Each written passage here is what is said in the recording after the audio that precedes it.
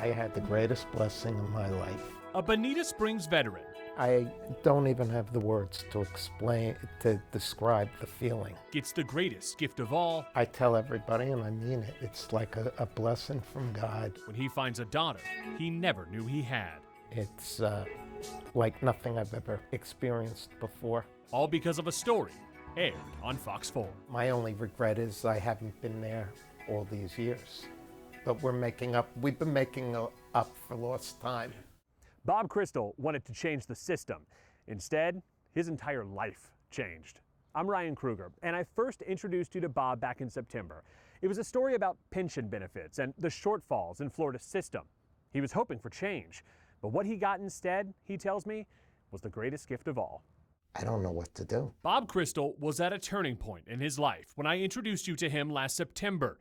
After a lifetime of service, including the U.S. Navy and 20 years with the NYPD, he said he was falling through the cracks of Florida's disability pension system. I'm not getting rich, believe me. Around the same time I was investigating Bob's story, more than 1,000 miles away, Lauren King was investigating her own life story by using the ancestry service 23andMe. I wasn't doing it really to find out who my biological father was at the time.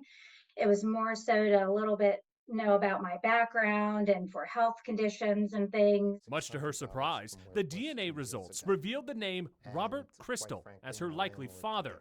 King and some friends began online snooping. My rent's up $600. And wound up on fox4now.com. One of my really best friends sent me a screenshot. She goes, "This is your dad right here. You guys look identical." She was scared. How would this man she never met respond to this life-changing news?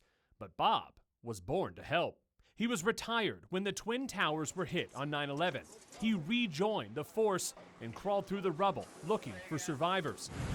When Hurricane Ian hit Southwest Florida, Bob worked as a security guard in hard-hit neighborhoods. I wanted to know more, and after watching the type of person that I could tell that he was on the interview, I'm like, I don't think this guy is going to hang up the phone on me. Your dad's a legitimate American hero. Yeah, he is. I was so, the first thing that came out of my mouth was, wow, it's crazy to know that my biological father is one of the selfless human beings out there. Then she made a phone call that changed both of their lives. She seemed nervous, and I guess what my response was going to be. And I don't know how you give any other kind of response. It's your child. It's clear. I mean, you look at the two of you, it's pretty obvious that, that you're related. I didn't need DNA. I couldn't deny her. Lauren says she had a great relationship with the man who raised her. It wasn't until he passed away that she learned the truth. The man that raised her as her father was wonderful. I've heard nothing but good things, and I've been praying for him every single day ever since. Since then, they've been inseparable, with Bob making several trips up to Maryland to see his daughter and her 3 children. She came into my life at 38 years old.